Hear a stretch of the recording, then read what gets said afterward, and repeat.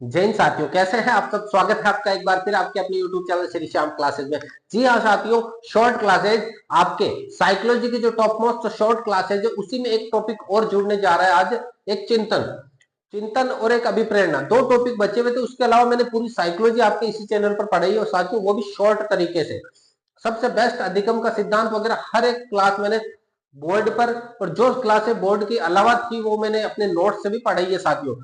तो ये जो चिंतन का टॉपिक था ये भी इंपॉर्टेंट है साथियों, यहां से चिंतन से सवाल बनते हैं। तो पूरे चिंतन को मैंने यहाँ पर एक स्लाइड में लिखा है साथियों।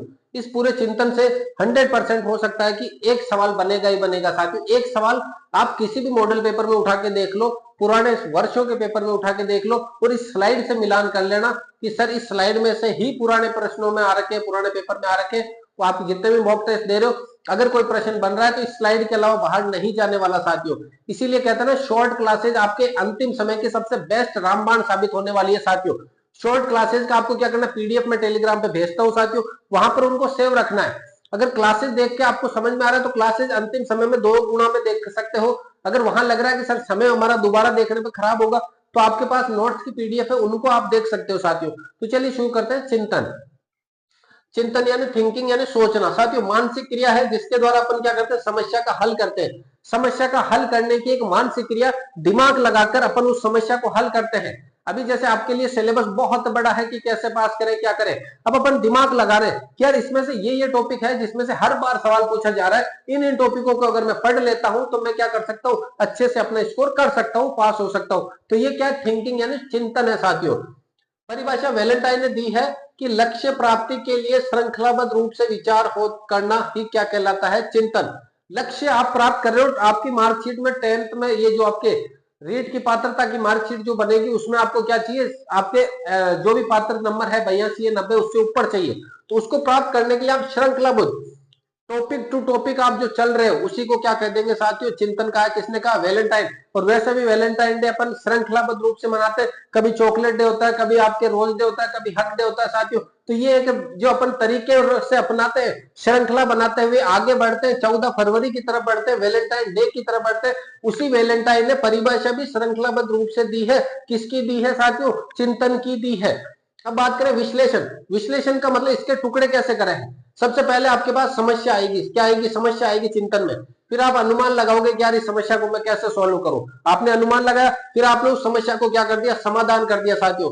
समाधान करने के बाद में एक निर्णय निकला, उसका रिजल्ट निकला।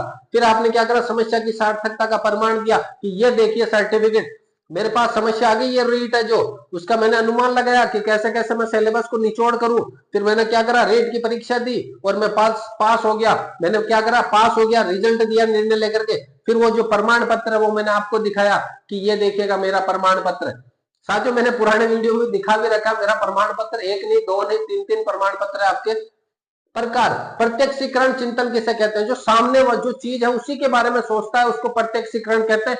पुलिस जो होती है, ध्यान देखना साथियों, पुलिस वगैरह की जो है वो इसमें काम आती है। कल्पनात्मक, जो कल्पना के रूप में सोचते हैं, बहुत सोच विचार के जो चिंतन करते हैं उसको कहते हैं कल्पनात्मक यानी अमूर्त चिंतन। सृजनात्मकता का मतलब होता है नवीन सोच के आधार पर जो चिंतन करता है कि यार मुझे एआई, अभी जो जमाना चल रहा है एआई का आ गया है साथियों, तो एआई के अंदर मुझे कुछ ना कुछ करना है, मुझे कोई ना कोई सॉफ्टवेयर बनाना है, तो वो क्या कहलाएगा साथियों, सृजनात्मक चिंतन। इसके अलावा तार्किक चिंतन, देखो सृजनात्मकता के 2 भाग भी है, अपसारी चिंतन और अभिसारी चिंतन। साथियों ध्यान रखना, अगर आपने साइंस अच्छे से पढ़ी है तो साइंस के अंदर एक लेंस होता है कॉन्वेक्स, और एक शायद उत्तल लेंस, आपके अवतल लेंस, और क्या होता है, उत्तल लेंस होता है साथियों। अवतल लेंस किस प्रकार का रहेगा, इस प्रकार से रहेगा साथियों, ये सभी प्रकाश किरणों को क्या करेगा, एक जगह आपतित कर देगा, यहां मिला देगा। यानी ये क्या कर रहा है, मिला रहा है। इसको आप अभिसारी अभिसारी लेंस भी कहते हैं। अभिसारी का मतलब होता है जो एक जगह का रहे, एक जगह, जो सिर्फ और सिर्फ अभिसारी का एक निश्चित उत्तर होता है। अभिसारी अभिसारी का निश्चित उत्तर होगा, नाम से देखो ए भी पहले आता है तो एक शॉर्टकट उत्तर होगा कि आपके शरीर में कितनी हड्डियां हैं, एक फिक्स उत्तर है आपका। आपके शरीर के अमाशय में कौन सा अम्ल पाया जाता है, जठर रस, HCl अम्ल या हाइड्रोक्लोरिक अम्ल पाया जाता है, ये फिक्स उत्तर है साथियों। लेकिन अगर बात करें अपसारी चिंतन, अपसारी चिंतन में क्यों का उत्तर कि आपके अमाशय में हाइड्रोक्लोरिक अम्ल ही क्यों पाया जाता है, तो आप इसका विस्तार से अलग अलग उत्तर दोगे, वो क्या कहलाएगा, अपसारी चिंतन। ये सृजनात्मकता के 2 प्रकार है साथियों। अगला है तार्किक चिंतन, उच्च कक्षाओं के लिए होता है साथियों 7 वर्ष के बाद में। तार्किक का मतलब आप मशीनी बुद्धि कह सकते हो, क्यों का जो उत्तर ढूंढते हो, तर्क शक्ति जो पढ़ते हो कि इसका जवाब यही होगा तो क्यों होगा, जैसे सीरीज जो पढ़ते हो आप रीजनिंग में 2 4 6 8 10 इसके बाद क्या आएगा, तो ये क्या है, तार्किक चिंतन है साथियों। अब यहाँ पे साथियों ध्यान दे रखना, निर्मितवाद किसे कहते हैं, पूर्व ज्ञान और नवीन ज्ञान का जो सम्मिलन होता है। पुराना आपके पास कोई ज्ञान है, आप उसको नए ज्ञान से कनेक्ट कर रहे हो, तो इसको क्या कहेंगे साथियों, निर्मितवाद कहेंगे।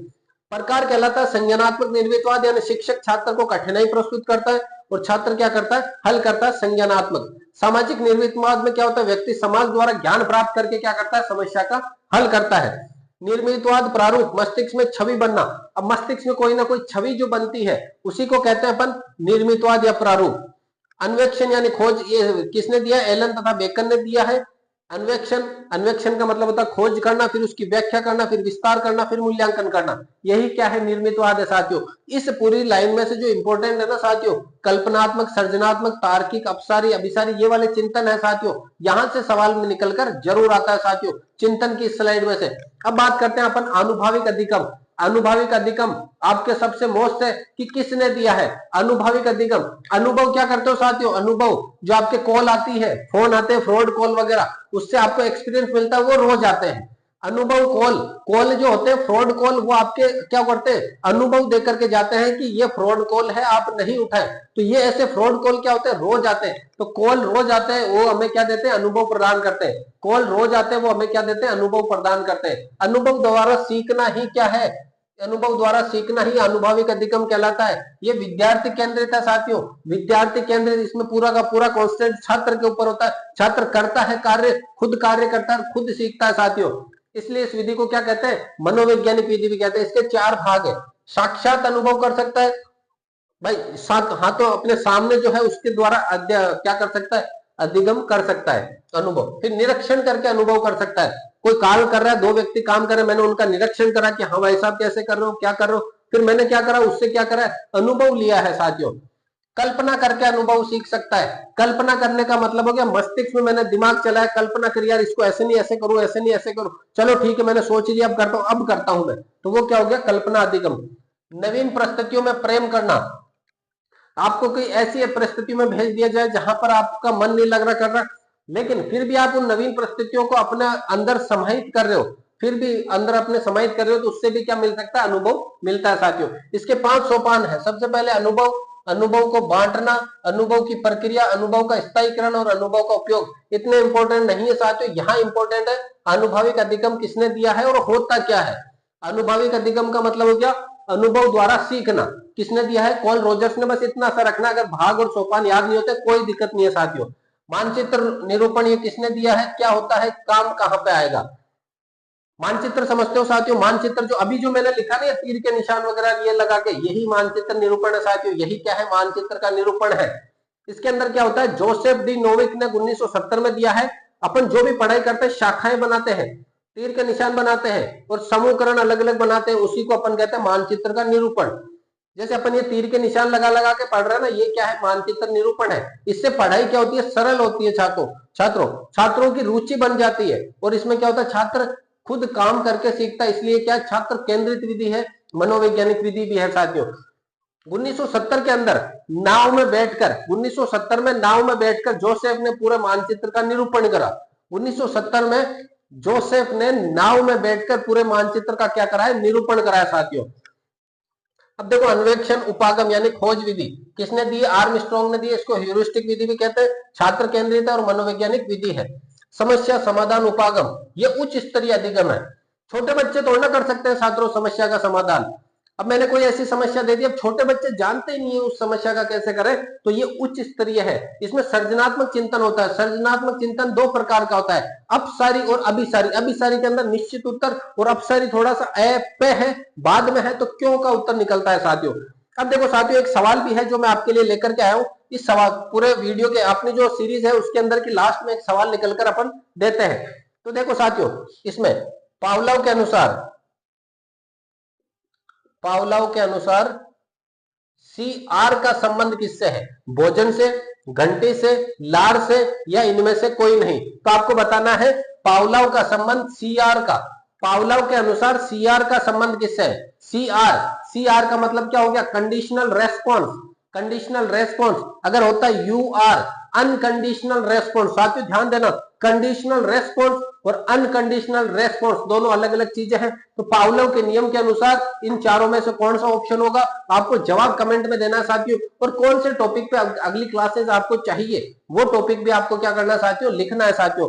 आपके बताए हर एक टॉपिक को यहाँ पर अमल किया जाएगा और जो टॉपिक मुझे लगेगा कि हाँ वास्तव में इसकी ज्यादा जरूरत है वो टॉपिक आपको करवाया जाएगा साथियों। तो साथियों मिलते हैं अगली क्लास के लिए, तब तक के लिए जय हिंद, वंदे मातरम।